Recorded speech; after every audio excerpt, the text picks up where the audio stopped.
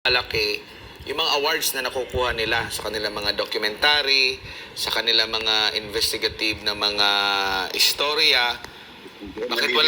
Bakit wala yatang naglakas ng loob ba na ito'y i-verify pang lalo itong issue na ito, considering ang alam naman natin na ang Pangulong Bongbong Marcos marami ng kontrobersya na pinagdaanan at marami na rin silang ginawa ng istorya patungkol rito.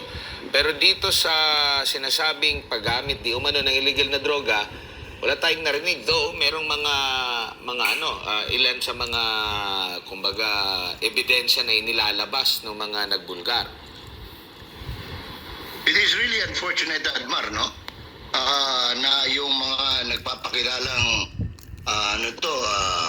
sandigan na katotohanan, balitang walang kinikilingan, kung ano-ano pang ginagamit nilang mga anong pangalan ito, katawagan sa kanila, ay nananatiling nananatiling tikom ang bibig, no? Hindi natin alam kung bakit na may mga narinig tayo na karamihan sa kanila ay tumatanggap ng pabuya kung saan man galing yan. Ako wala akong personal knowledge na talagang tumatanggap sila, although nakikita natin yung lifestyle ng mga announcer dyan sa mainstream media, naglalaro ng golf gamit ang golf set ay Perez, which is pinakamura dyan, 1 milyon, no? Tapos anong tawag ito, nakasakay ng mga mamahaling mga sasakyan. May mga kwentong ganyan na lumalabas. Hindi naman lalabas yan sa industriya natin kung hindi totoo, no? Hindi naman tayo pinanganak kahapon pa para magtanong pa, ano? At saka nasa kanila yan. Kaya ang mga tao, wala sa totoo lang, wala pagdating sa news. Nanonood sila dyan dahil sa mga drama, dahil sa mga showbiz na balita, yung mga ganyan. Pero pagdating sa news, pagka talagang tinanong mo, dito lang kanina, galing ako sa palengke dito sa bayan, no?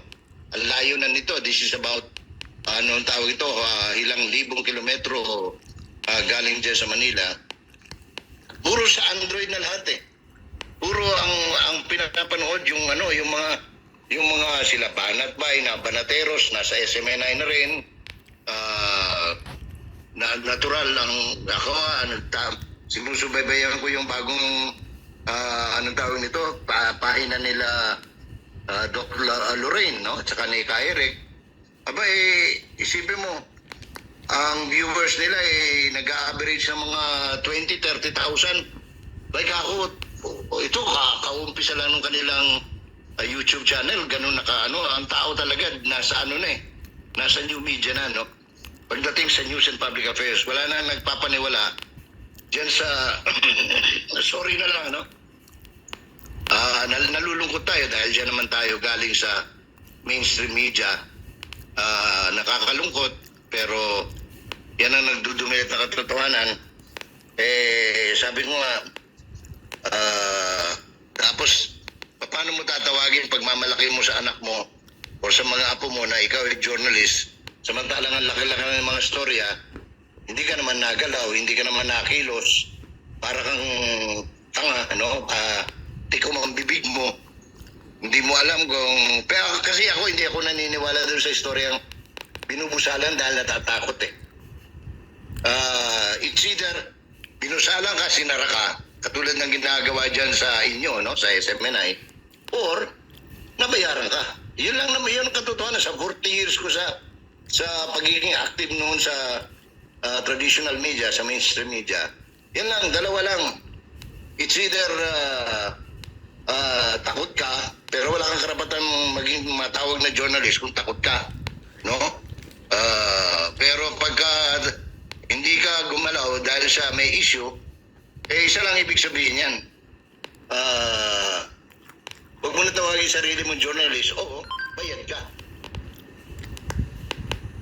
Sir Jay, recently po, speaking of media, andyan na tayo sa paksa.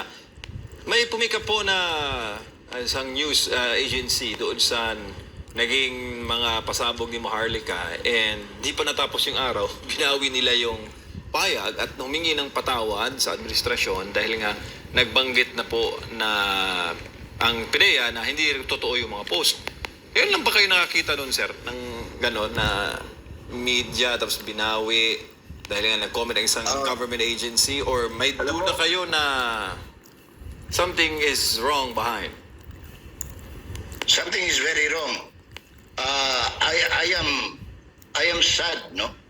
Nalulungkot ako. Kasi nagkasama kami sa DCRH ni Undersecretary Chavez. Pangalan nito? Chavez. Senator Chavez, no? Bicolano yan, Oragon. Alam mo, napaka-idealist nung taong yan, nung batang yan.